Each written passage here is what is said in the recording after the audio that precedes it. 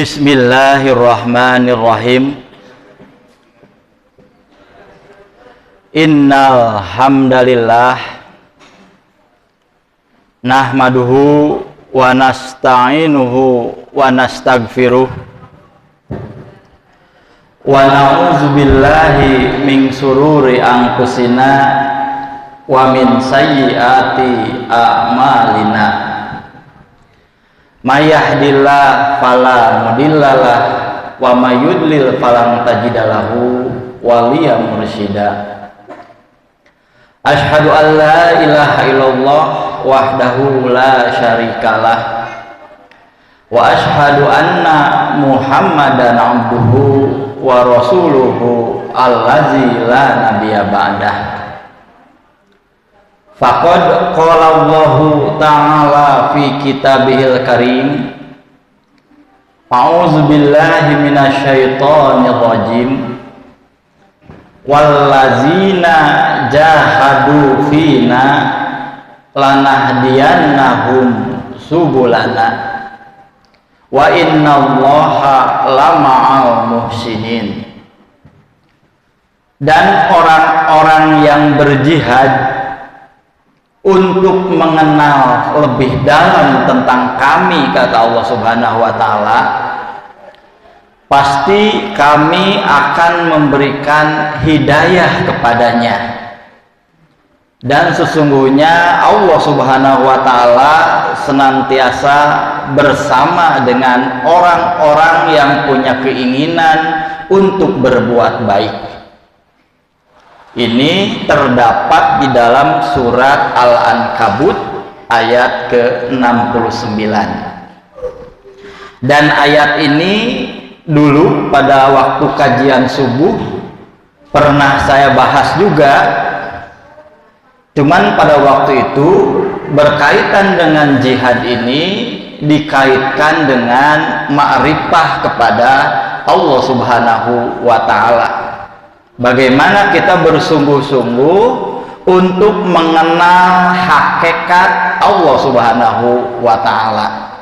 Dan hari ini saya diamanahi untuk menjelaskan, untuk menyelami lebih jauh berkaitan dengan makna jihad di dalam ayat-ayat Al-Quran.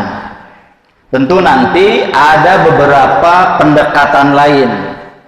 Kalau kemarin cenderung pendekatannya pendekatan kesufian, mujahadah, bagaimana kita menggerakkan dengan sungguh-sungguh hati kita untuk mengenal Allah Subhanahu wa ta'ala, maka ketika jihad kita gali berdasarkan ayat-ayat Al-Quran, tentu nanti kita akan menemukan makna yang lebih luas, makna yang lebih kesana kemari begitu.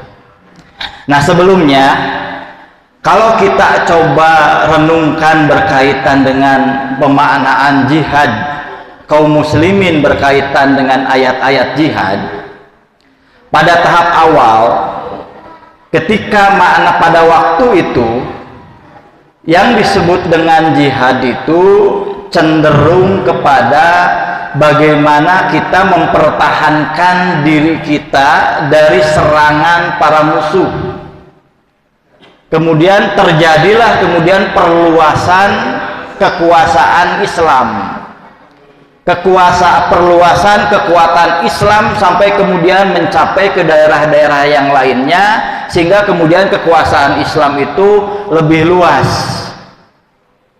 Tapi ketika masuk pada masa kolonialisme, ketika terjadi penjajahan bangsa Eropa kepada negara-negara lain, termasuk negara-negara yang umumnya dihuni mayoritas penduduk muslim, maka kemudian makna jihad itu mengalami perkembangan bagaimana bisa memerdekakan diri dari berbagai macam penjajahan dari para penjajah Eropa pada waktu itu.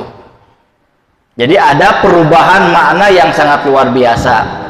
Tapi kemudian perkembangannya hari ini, makna jihad kemudian mengalami penyempitan yang sangat luar biasa ketika jihad dimaknai secara sempit hanya berkaitan dengan bagaimana memerangi orang-orang kafir, bagaimana memerangi orang-orang munafik, sehingga kemudian terjadilah pemaknaan jihad yang pada akhirnya lebih sempit, hanya berkaitan dengan persoalan terorisme.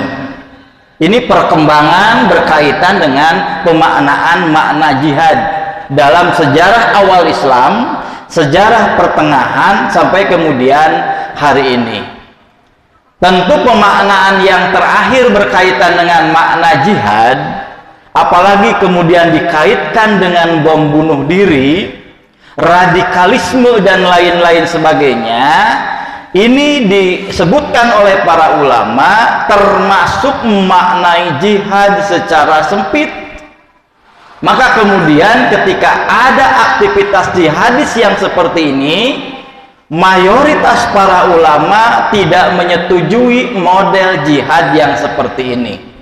Ini yang harus kita pahami berkaitan dengan pemaknaan makna jihad ini, sebelum nanti kita masuk kepada makna jihad menurut ayat-ayat Al-Quran. Jadi sekali lagi, pada fasa awal ketika Rasulullah meninggal dunia, wafat, meninggalkan kita, ketika terjadi perluasan kekuasaan Islam, makna jihad diartikan sebagai mempertahankan diri dari serangan-serangan musuh. Dan ketika masuk pada masa kolonialisme, makna jihad berarti perang suci agar mendapatkan kemerdekaan dari penjajahan bangsa lain. Inilah yang digelorakan oleh para ulama, para syuhada, para pahlawan kita ketika sebelum menjelang 17 Agustus. Maka kemudian kata yang sangat heroik luar biasa itu adalah Allahu Akbar. Allahu Akbar ini luar biasa dan konteksnya pas pada saat itu. Tapi kemudian kesini ketika kolonialisme mulai tidak ada, terjadilah kemudian penyempitan yang sangat luar biasa, dan sungguh penyempitan ini sangat-sangat menyedihkan, sangat-sangat banyak tidak sesuai dengan pemaknaan jihad menurut ayat-ayat Al-Quran. Ini satu hal yang harus kita pahami. Kemudian yang kedua, kalau kita gali berkaitan dengan pemaknaan ayat-ayat Al-Quran berkaitan dengan makna jihad, jihad ini secara terminologi diambil dari kata jahada yujahidu jihadan. Akar katanya itu artinya sungguh-sungguh. Maka oleh akar itu para ulama kemudian memaknai kata jihad ini adalah sungguh-sungguh di dalam mencapai apa yang diinginkan oleh seorang muslim. Apa yang diinginkan oleh seorang muslim, yakni bagaimana dia bisa menjalankan apa yang diperintahkan oleh Allah Subhanahu wa Ta'ala. Ini makna dasarnya itu adalah sungguh-sungguh, dari kata jahada yujahidu jihadan. Tapi kemudian di dalam bahasa Arab kita harus paham, bahasa Arab ini merupakan bahasa yang sangat luar biasa. Tidak ada bahasa yang seindah dan sehebat yang dimiliki pemaknaannya di dalam bahasa Arab. Walaupun dari kata awalnya jahada, nanti ada kata lain ketika jahada ini ditambahkan dengan alif ta, maka kemudian muncul ijtahada, yajtahidu ijtihadan. Walaupun makna awalnya sama, sungguh-sungguh, tapi pemaknaannya ini, kalau kata jihad yang tadi itu lebih kepada seluruh potensi kita, potensi hati kita, potensi akal kita, potensi harta kita, potensi diri kita, dan lain-lain sebagainya. Maka ketika dimasuki kata alif ta dalam bahasa Arab, ijtahada yajtahidu ijtihadan, kita nanti akan mengenal salah satu kata terpenting dalam Islam itu yang disebut dengan ijtihad. Ijtihad itu adalah pengembangan dari kata jahada yujahidu jihadan. Nanti ada kata ijtihadan kesananya itu. Nah, kalau ijtihad lebih kepada kecenderungannya itu kepada menggunakan dengan sungguh-sungguh potensi akal yang kita miliki. Makanya orang-orang yang berijtihad, orangnya namanya mujtahid, itu adalah orang yang umumnya ada di atas rata-rata secara intelektual. Kalau orang berjihad biasa bisa siapa saja, tapi kalau yang disebut dengan ijtihad hanya orang-orang yang diberikan kelebihan khusus sehingga dia bisa mengembangkan intelektualitasnya. Inilah yang umumnya dimiliki oleh para ulama. Lalu berkembang lagi ketika ada kata yang lainnya, ada kemudian kata mujahadatan. Kalau mujahadatan biasanya lebih kepada pengenalan hati kita.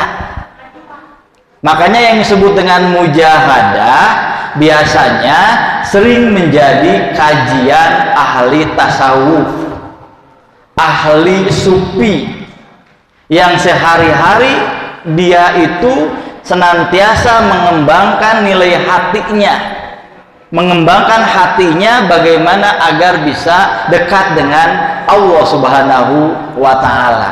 Ini yang harus kita pahami berkaitan dengan kata jihad.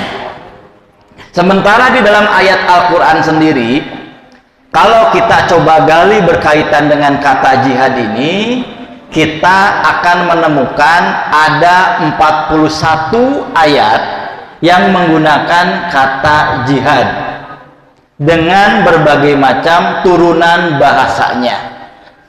Jadi dalam ayat Al-Quran sendiri, kata jihad ini kalau kita cari itu ada 41 ayat yang berkaitan dengan kata jihad, dan itu beserta derivasinya, beserta turunan-turunannya. Cuman yang menarik di dalam ayat-ayat Al-Quran, kata jihad ini ternyata umumnya ayat yang dari 41 ayat ini hanya 2 ayat yang menyebutkan berkaitan dengan objeknya, objek jihad itu. Sementara 39 ayat tidak disebutkan objek jihad itu apa. Cuma disebutkan di sana wajahidu fisabilillahi bi amwalikum wa anfusikum.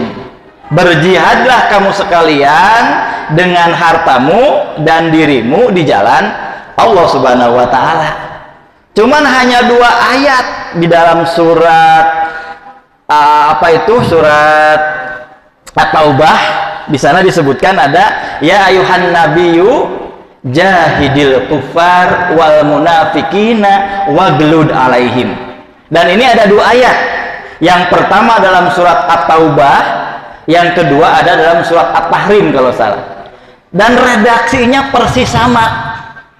Jadi hanya 2 ayat dalam ayat Al-Quran yang disebutkan objek yang harus dijihadi oleh kita, yakni ketika Allah Subhanahu wa Ta'ala menyeru kepada Nabi Muhammad untuk berjihad melawan orang-orang kafir dan orang-orang munafik. Ya ayuhan nabiyyu jahidil kufaro wal munafikina waglud alaihim. Wahai Nabi, hendaknya engkau berjihad untuk memerangi orang-orang kafir dan orang-orang munafik, dan bersikap keraslah kepada mereka. Nah, ayat inilah yang sering dijadikan referensi, dijadikan sandaran oleh orang-orang yang hari ini disebut oleh media sebagai radikalisme Islam. Padahal di dalam ayat Al-Quran dari 41 ayat hanya 2 yang menyebutkan objeknya, dan objeknya itu ternyata adalah yang pertama orang-orang kafir, yang kedua adalah orang-orang munafik. Ini satu hal yang harus kita pahami. Nah, tapi kemudian pada kenyataannya terjadi penyempitan makna yang sangat luar biasa berkaitan dengan ayat-ayat yang dua ini. Ketika ayat yang tadi itu kemudian dipersempit, bahwa yang disebut dengan orang kafir itu batasannya menjadi tidak jelas. Orang-orang munafik juga kemudian batasannya menjadi tidak jelas. Akhirnya kemudian yang disebut dengan orang kafir dan orang munafik ini ujung-ujungnya adalah bagaimana menurut penafsiran mereka. Kalau kita coba baca buku yang dulu pernah dikarang oleh Imam Samudra, kenapa aku ini berjihad? Di sana disebutkan bahwa saya ini berjihad melawan orang-orang kafir Amerika dan antek-anteknya. Ini tiada lain adalah penafsiran secara sempit dari surat At-Tahrim dan At-Taubah tadi. Saya ini berjihad menghancurkan orang-orang Amerika dan antek-anteknya.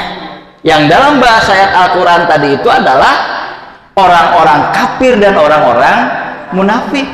Makanya Amroji, yang salah satu pelaku yang lain, ketika ditanya oleh Profesor Sulistyo, salah seorang psikolog, ketika sebelum dihukum mati, ternyata Amroji itu tidak merasa menyesal. Dia pernah membunuh puluhan orang yang disebut dengan bom Bali 1-2 itu. Bom Bali 2 ya. Nah, bom Bali 2 itu puluhan orang meninggal dan dia tidak merasa bersalah atas yang tadi. Kenapa tidak merasa bersalah? Inilah salah satu yang disebut dengan doktrinisasi dari jihad. Ketika bahwa yang saya lakukan ini adalah benar menurut saya, walaupun kalau kita kaji lebih luas lagi, tentu justru ini akan sangat mencelakai nilai-nilai Islam itu sendiri. Jadi hanya ayat yang tadi yang sering diartikan itu. Padahal kalau seandainya kita berpikir lebih luas, bagaimana praktek jihad yang dilakukan oleh Rasulullah, tentu jihad itu tidak seperti itu. Bayangkan ada orang ingin kemudian melakukan bom bunuh diri, dia menggunakan motor dan mengorbankan juga istrinya, berat. Kemudian kita menemukan surat bahwa ternyata dia lakukan demi jihad agar nanti bisa langsung bertemu dengan Allah Subhanahu wa Ta'ala. Satu hal yang sangat wajar terjadi seperti itu ketika kita salah menafsirkan tentang makna jihad yang seperti itu. Kemudian juga ini juga yang terjadi pada jihadis-jihadis yang lain. Nah, oleh karena itu inilah yang harus kita pahami berkaitan dengan makna jihad yang sesungguhnya. Jadi jihad tidak hanya semata-mata kita berhadapan secara perang, berhadapan dengan orang-orang yang menyerang kita dan lain-lain sebagainya, tapi yang paling terpenting adalah ternyata jihad maknanya tidak hanya berkaitan dengan persoalan-persoalan yang tadi. Bayangkan ketika Rasulullah dengan para sahabatnya melakukan perang, kemudian Rasulullah dengan para sahabatnya itu mendapatkan kemenangan yang sangat gemilang, kemudian gereja dikuasai, kan begitu ya, tanah dikuasai dan lain-lain sebagainya dikuasai, tapi ternyata etika perang tetap dijalankan. Rasulullah tidak pernah membunuh orang tua, Rasulullah tidak pernah membunuh perempuan, membunuh anak-anak atau tahanan yang menyerah karena perang yang tadi itu. Yang seperti ini saja dilarang oleh Rasulullah, apalagi ternyata justru yang dilakukan adalah bunuh diri. Ini satu makna penyimpangan yang sangat luar biasa dari makna Islam. Walaupun sebetulnya ada satu hal yang harus kita pikirkan berkaitan dengan persoalan ini juga. Karena di dalam salah satu pendekatan, konon katanya hal-hal yang seperti ini seolah-olah sengaja dipelihara oleh kelompok-kelompok tertentu yang suatu waktu kemudian bisa dimanfaatkan begitu. Yang ujung-ujungnya apa? Mengotori nilai-nilai Islam, mendiskreditkan orang-orang Islam dan lain-lain sebagainya. Seolah-olah jihad ini menjadi bagian yang tidak bisa dipisahkan, dan praktek jihad itu adalah seperti itu. Padahal ternyata maknanya tidaklah sesempit yang seperti kita bayangkan yang tadi itu.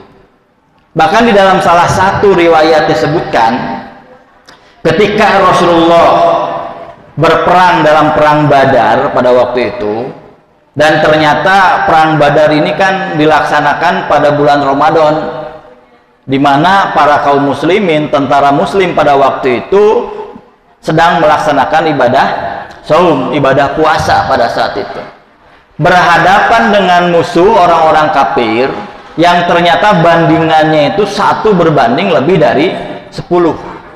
Bayangkan 1 berbanding 10, mereka tidak berpuasa, orang-orang muslim sedang dalam keadaan berpuasa. Dan ternyata Allah Subhanahu wa taala menakdirkan lain, yang secara logika manusia seharusnya jumlahnya kalah, kualitasnya karena sedang berpuasa mungkin lemas dan lain sebagainya kalah, tapi ternyata pada kenyataannya justru umat Islam mengalami kemenangan yang sangat luar biasa pada saat itu. Sehingga kemudian ketika mendapatkan kemenangan yang sangat luar biasa, umat Islam pada saat itu kembali dengan merasa gembira, sambil kemudian mereka sama-sama berjanji, tola'a badru alaina min saniyatil wada, dan seterusnya, yang hari ini kan sering dijadikan dendangan oleh para anak-anak kita ketika akan merayakan sesuatu begitu. Nah, ketika sampai kepada Rasulullah, ternyata Rasulullah silahkan bergembira. Memang ini suatu hal yang sangat lumrah lah, memeriahkan kegembiraan akibat kemenangan yang sangat luar biasa ini. Tapi kata Rasulullah, jangan lupa kita itu baru kembali dari jihad asgor. Narji'u min jihadil asgor, kata Rasulullah. Kita itu kemarin tadi menang itu baru kembali dari jihad asgor. Bayangkan para sahabat yang begitu sangat luar biasa, taruhannya mati karena lawannya sangat luar biasa. Ketika disebutkan seperti itu kan kaget.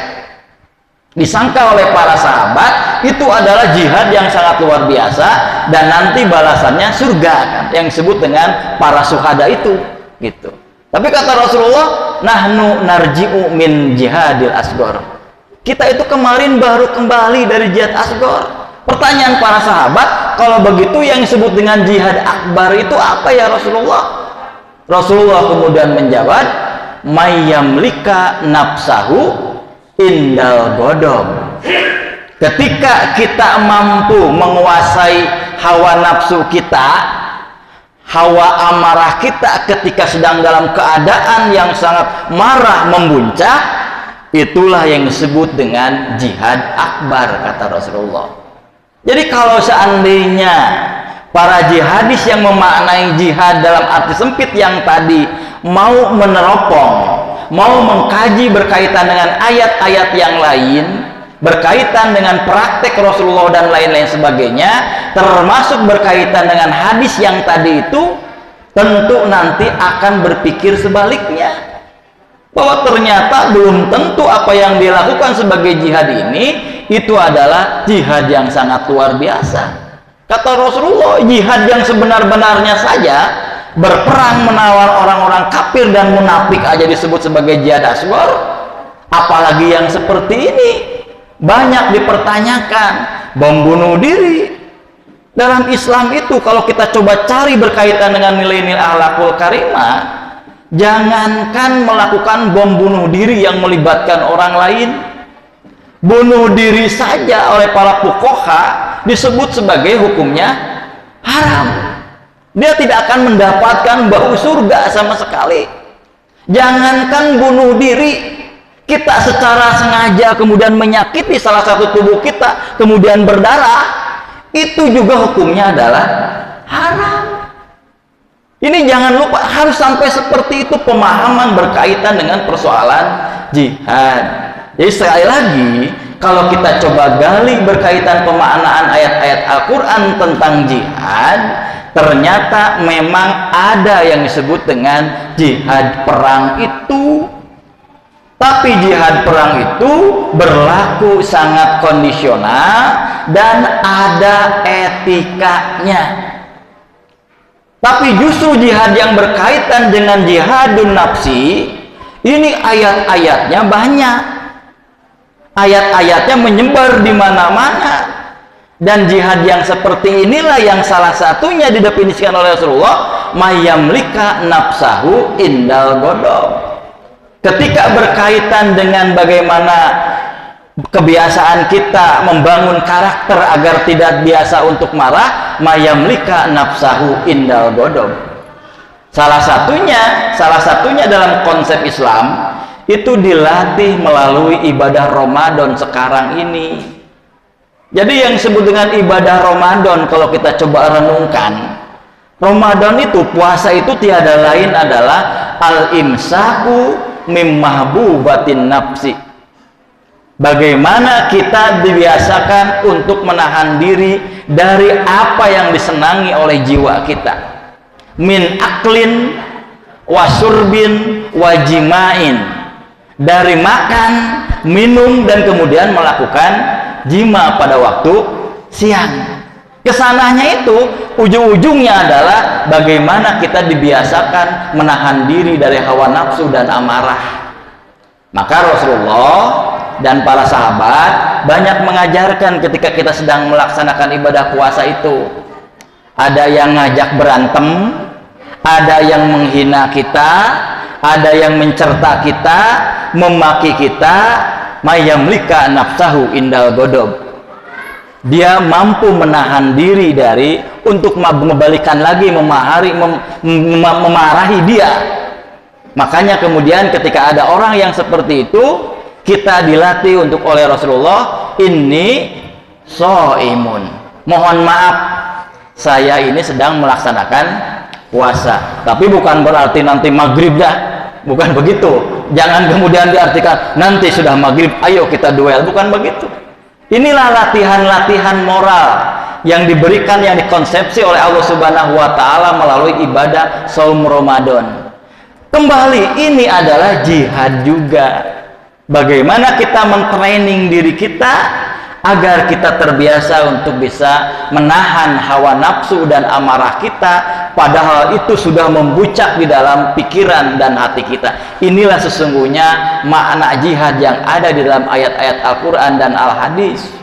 Ya, sekali lagi, kalau kita ingin mencoba menemukan makna jihad dalam ayat-ayat Al-Quran, ternyata hanya 2 ayat yang berbicara tentang objek jihad itu, yakni memerangi orang-orang kafir dan juga orang-orang munafik. Tapi jangan kemudian tafsirnya seenaknya kemudian kita tafsirkan. Bayangkan sekelas Amroji, sekelas Ali Gufron, sekelas Imam Samudra, dia merasa tidak berdosa telah melakukan pembunuhan kepada yang lain. Alasannya mereka adalah orang-orang kafir. Ada orang Amerika, orang Australia, orang Eropa dan lain sebagainya. Padahal kan di sana ada juga orang Sunda yang sedang melakukan kerja, ada juga orang Jawa, banyak juga orang Indonesia, tapi mereka adalah orang-orang munafik. Kan begitu. Tentu ini satu pemahaman yang sangat keliru berkaitan dengan makna jihad yang tadi itu. Oleh karena itu, biar nanti kita tidak terperosok dalam makna jihad yang seperti ini, harus kita pahami bahwa jihad ini pemaknaannya sangat bersifat integral. Betul bahwa ada jihad perang, tapi jihad perang itu ada kondisi-kondisi tertentu. Tapi justru kebanyakan jihad, kata-kata jihad dalam Al-Quran bicara berkaitan dengan bi'amwalikum wa anfusikum. Oleh karena itu hari ini bukan saatnya kita berjihad dengan cara berperang yang seperti itu, melakukan bom bunuh diri seperti itu. Jelas ini merusak makna jihad itu sendiri. Justru jihad yang hari ini dilakukan adalah bagaimana kita bersungguh-sungguh membina diri kita, membina keluarga kita, agar kita ini nanti mendapatkan atau menjadi keluarga yang syakinah, mawadah warahmah. Ini juga bagian dari jihad. Itu juga bagian dari jihad. Ketika kita bekerja bersungguh-sungguh menjadi seorang guru dan profesional ketika kita mengajar, itu adalah jihad bagi seorang guru. Ketika kita berdagang dan kemudian kita mengembangkan kejujuran, tidak mengurangi timbangan, senantiasa jujur dalam berdagangnya, itu adalah jihad juga bagi pedagang. Dan ketika anak-anak remaja taat kepada orang tuanya, taat kepada apa yang diamanahkan oleh ustadz-ustadznya, mengenal lingkungan sosialnya, etikanya, dan lain-lain sebagainya, kemudian menjadi anak dan remaja yang baik, ini juga adalah jihad yang sesungguhnya. Jadi jihad itu maknanya sangat luas, tidak hanya berkaitan dengan persoalan perang, kecuali kalau nanti pada kenyataannya terjadi penjajahan yang baru.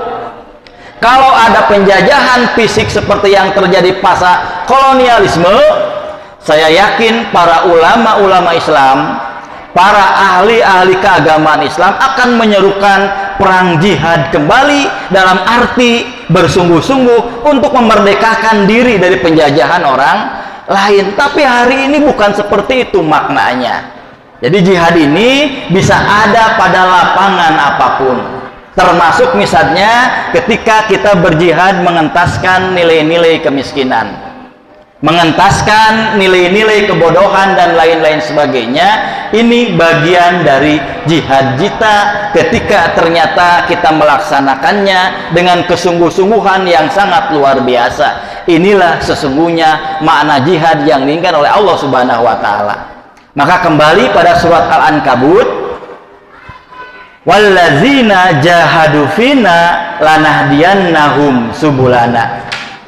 Orang-orang yang berjihad dalam lapangannya masing-masing, guru berjihad sebagai guru, pedagang berjihad sebagai pedagang, karyawan berjihad sebagai karyawan, bapak berjihad sebagai bapak, ibu berjihad sebagai ibu, anak berjihad sebagai anak, lanahdiyannahum subulana. Nanti pada waktu tertentu Allah Subhanahu wa taala pasti akan memberikan hidayah kepada masing-masing yang tadi itu. Wa innallaha lama'al musinin. Dan ingat, Allah Subhanahu wa taala pasti akan mengiringi orang yang punya keinginan untuk senantiasa berbuat baik. Ini sesungguhnya kalau kita coba gali berkaitan dengan makna jihad ini. Jadi kalau misalnya hari ini jihad dikaitkan dengan radikalisme, umat Islam jangan marah. Karena memang kenyataannya ayat Al-Quran dijadikan referensi untuk melakukan perbuatan-perbuatan yang tadi itu. Tapi kita tekankan, ini adalah pemaknaan yang keliru, pemaknaan yang sempit berkaitan dengan makna jihad. Karena jihad sesungguhnya justru adalah mayamlika nafsahu indal godom. Ketika masing-masing kita mampu menghargai akalnya, menghargai hatinya, membimbing hawa nafsu dan kemudian amarahnya, itulah sesungguhnya konsepsi jihad yang diinginkan dalam ayat-ayat Al-Quran. Itu barangkali yang ini ingin saya sampaikan. Jadi kesimpulannya, pertama, bahwa jihad dalam Al-Quran maknanya itu sangat luas.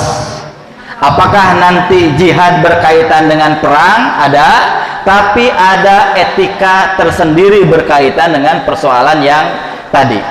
Tapi justru jihad yang berkaitan dengan mayamlika nafsahu indal godob, justru inilah yang paling terbanyak dibahas di dalam ayat-ayat Al-Quran. Yang kedua, dalam ayat Al-Quran ada 41 ayat berkaitan dengan jihad.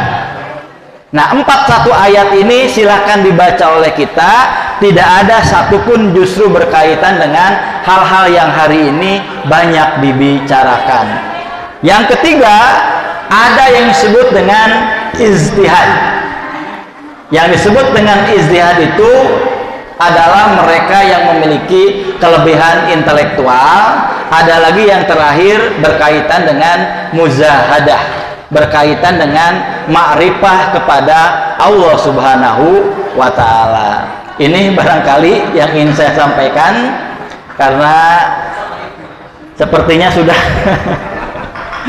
sudah tidak terlalu kondusif ya. Ibu-ibu tiasa dipahami, Bu? Nah, jihad atosna naon, Bu? Nah, jihad ibu naon, Bu? Nah, jihad ibu adalah bersungguh-sungguh memposisikan sebagai istri yang soleha. Anak-anak remaja jihadnya naon? Nah, sungguh-sungguh taat belajar, taat kepada orang tua, insya Allah akan menjadi anak yang soleh. Sakitu pangintennya Ustaz Deden anu tiasa dipihatur, mudah-mudahan bermanfaat. Wal atu minkum wallahu alam bisawab. Wassalamualaikum warahmatullahi wabarakatuh.